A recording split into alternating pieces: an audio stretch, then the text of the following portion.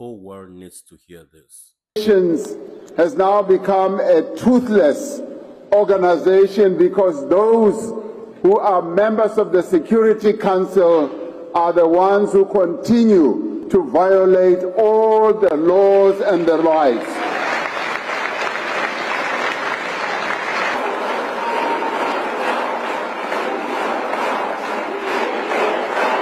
Yes, the IMF and the World Bank must also be reformed. It cannot be institutions that continue to represent Western interests only. So the reform must be comprehensive. Before we proceed, it is important to note that this is a speech delivered by President Cyril Ramaphosa of South Africa in Spain. For better context and understanding, let us now listen to the address. Thank you. Thank you, comrades and friends, compañeros. Let me start off by thanking President Sanchez for inviting me to be part of the earlier meeting and also to be part of this rally, and also to thank the organizers of this rally. And I extend my greetings to the various leaders who are here, coming from South Africa, from the southern tip of the African continent. It feels like coming home once again, and thank you for welcoming us here.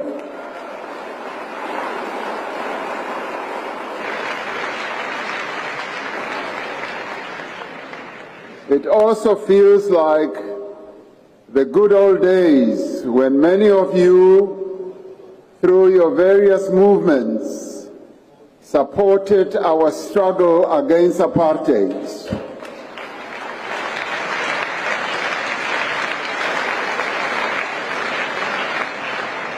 I'm also here to extend our gratitude for the titanic struggles that you participated in to end apartheid, which was declared a crime against humanity.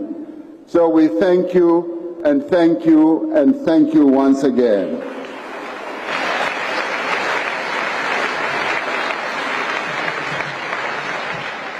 We gather here in Barcelona when other crimes against the people of the world are being committed.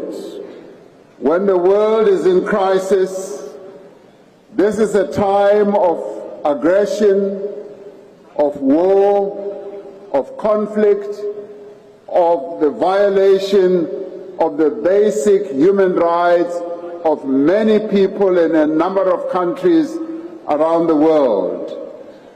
And it is quite impressive to see so many of you standing up in this meeting today to be part of the global progressive mobilization, to stand up to show those who are violating the rights of others that you are not afraid, that you are prepared to stand in defense of those who are weak, in defense of democracy, and to advance the human rights of others.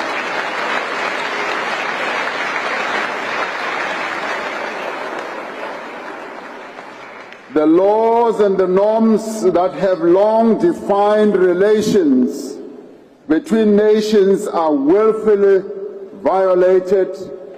Institutions of global governance are being undermined and mercilessly repurposed.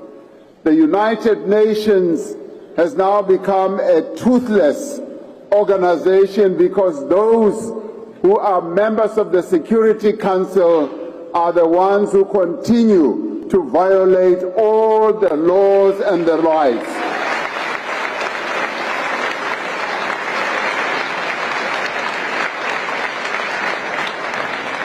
The principles of solidarity, of cooperation and friendship are being challenged by the resurgence of narrow nationalism, prejudice, racism, and intolerance, the resurgence in unlawful wars of aggression and genocide in places like Palestine are linked to the ideologies of supremacy.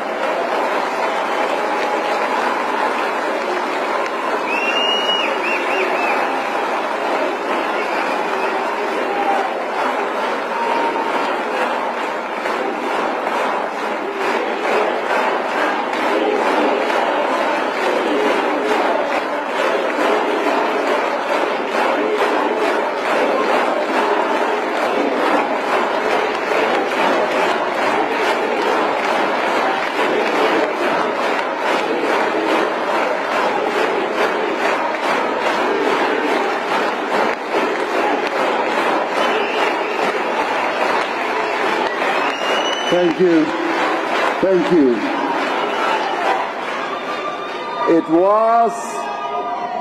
It was to challenge this notion of supremacy that South Africa took the initiative to take the State of Israel to the International Court of Justice.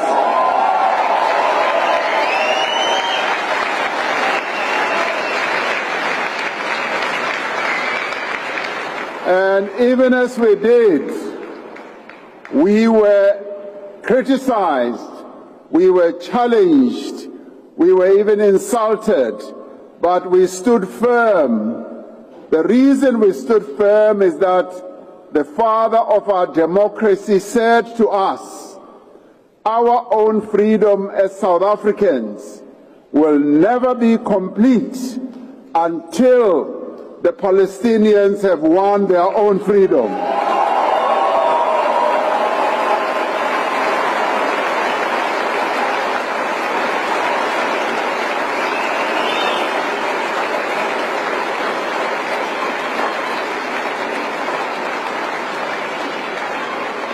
So today, we are happy and pleased that many other countries have realized that South Africans, by taking the State of Israel to the International Court of Justice, was not mad.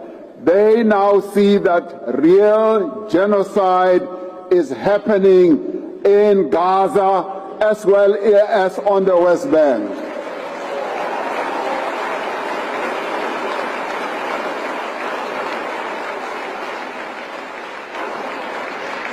And now, illegal wars are being waged against other countries where thousands and thousands of innocent people are being killed with bombs, with drones, and yet all that should be going towards building hospitals, towards building schools, rather than killing innocent people.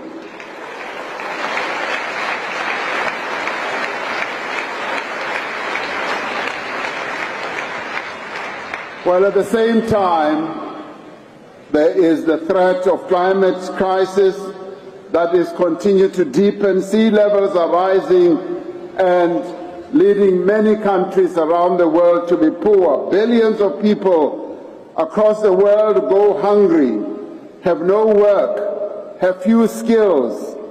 Inequality within and between countries is growing. Many societies are becoming more fragmented and isolated.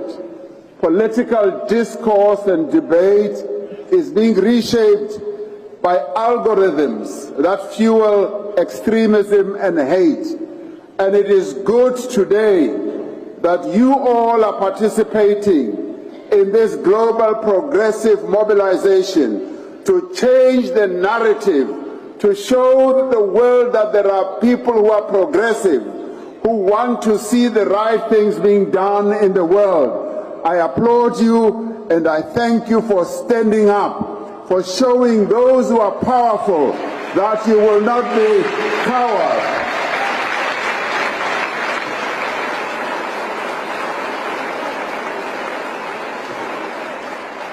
This may be a time for crisis, but it is not a moment of doubt or despair. This is a moment for action. This is a moment for mobilization. This is a moment for renewal. For most of us alive today, there's never been a more important moment than now for global progressive revival. A revival that is confident in its values, clear in the purpose of its beliefs, and united in its resolve. This moment of severe crisis is at the same time a moment of unique opportunity. It is an opportunity to galvanize, to bring together the forces of progressive change, to forge a new path of peace, democracy, and social justice. This is the time that we must never waste. This is the time that we must embrace.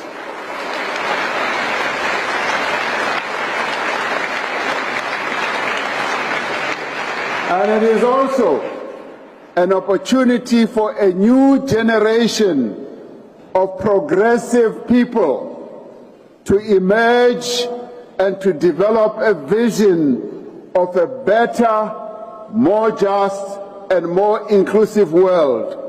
This, comrades and friends, is an opportunity to confront the forces of reaction.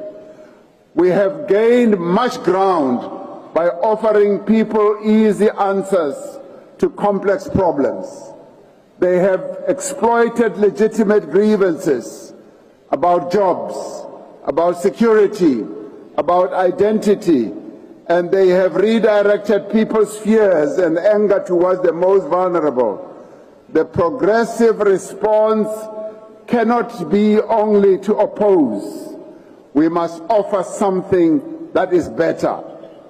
We must speak to the real concerns of working people, of communities that feel left behind, of young people who cannot see a future that makes sense to them.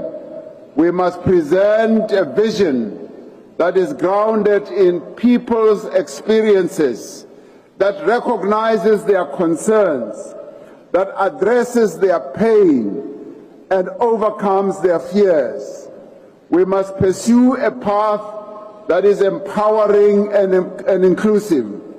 Across the world, we must build a united front of governments, and I'm really great that there are quite a number of governments that are represented here today. Governments that clearly declare that they are not afraid. They are not afraid of one person in the world, that they will stand up and speak for their people. That is what we want. It is good also to have political parties, trade unions, social movements, think tanks and influencers, and social activists that are bound together by a shared desire of a better world. There is a better world that we can build together. This must be a united front against inequality and poverty.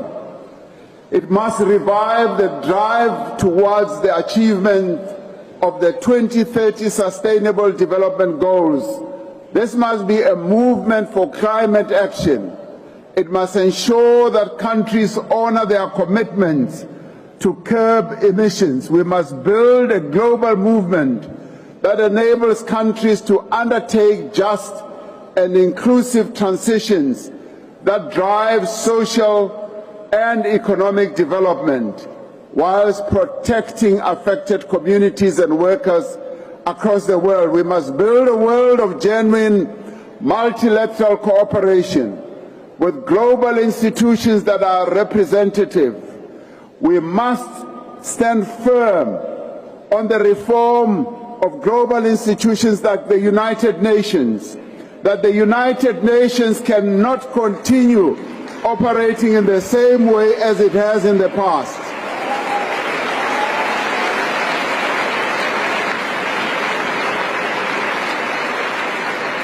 We have many countries that should be represented in the United Nations Security Council. We have the whole continent of Africa with 1.4 billion people. It's not represented. We have Latin America. We have big countries like Brazil. We have big countries like India. We have big countries around the world that must be represented and have a voice.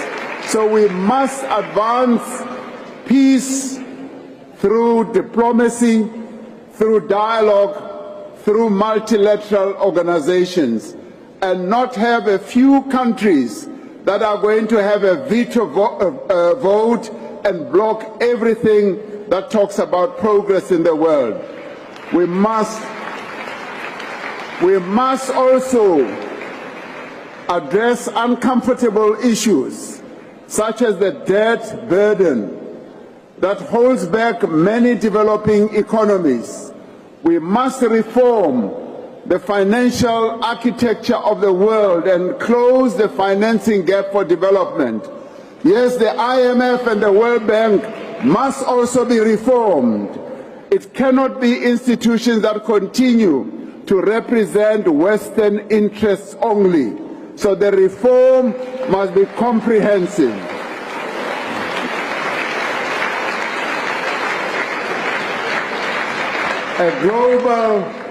A global progressive revival is underway. Your presence here speaks to that.